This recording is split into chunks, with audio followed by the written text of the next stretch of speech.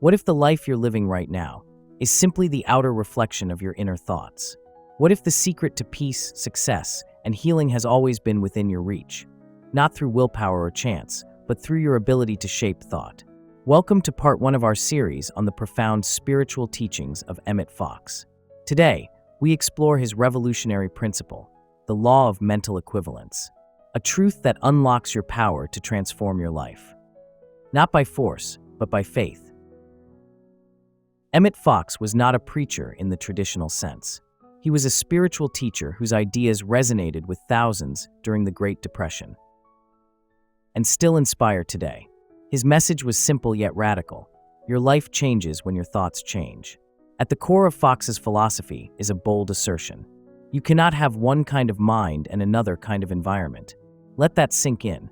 You cannot think thoughts of lack and live a life of abundance. You cannot harbor fear and expect peace. The outer is always a reflection of the inner. This is the law of mental equivalence. The Bible, which Fox held in deep reverence, echoes this truth. As he thinketh in his heart, so is he. Proverbs 23 verse 7. And again, be transformed by the renewing of your mind. Romans 12 verse 2. These are not just poetic verses. They are spiritual laws. Your thoughts form a mental equivalent, a blueprint, if you will, and the universe shapes your life to match that blueprint. If your inner life is dominated by fear, guilt, bitterness, or self-doubt, your external life will mirror that turmoil. If your inner world is rich in love, peace, and faith, your outer world will blossom in response. So how do we apply this in real life? Fox gave a practical answer. You must build new mental equivalents, and you do this by consciously directing your thoughts toward the good you desire. Let's break it down. To attract health, you must think health, not sickness.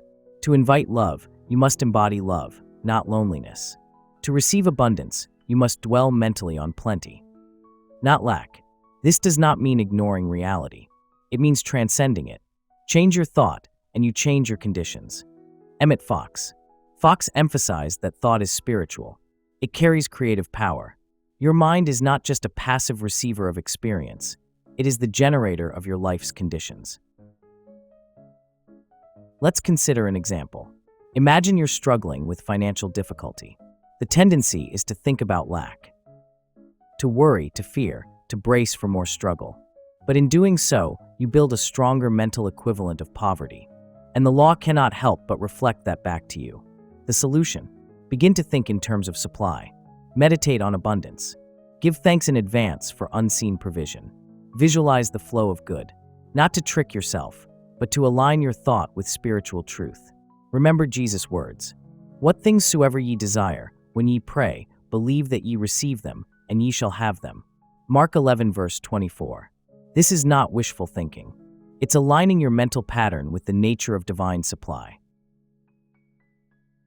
Fox taught that every condition begins in mind. Just as a tree begins as a seed, you do not get an apple tree by planting an orange seed. Likewise, you do not get peace by planting thoughts of anxiety.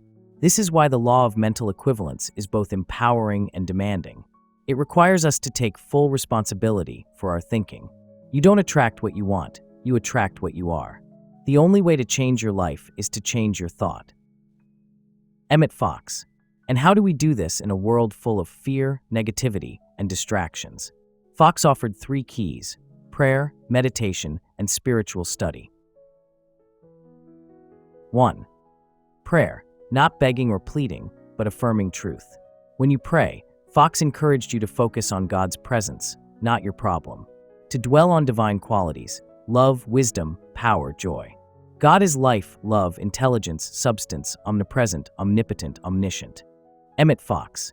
When your mind is filled with God thoughts, fear and lack dissolve naturally. 2. Meditation. Daily silence to center your mind. Fox urged people to spend time in quiet reflection, visualizing the desired good, affirming spiritual truth, and listening for inner guidance. 3. Study. Feed your mind with spiritual food. Read the Bible. Read the teachings of truth. Fill your thoughts with divine ideas, not worldly fear.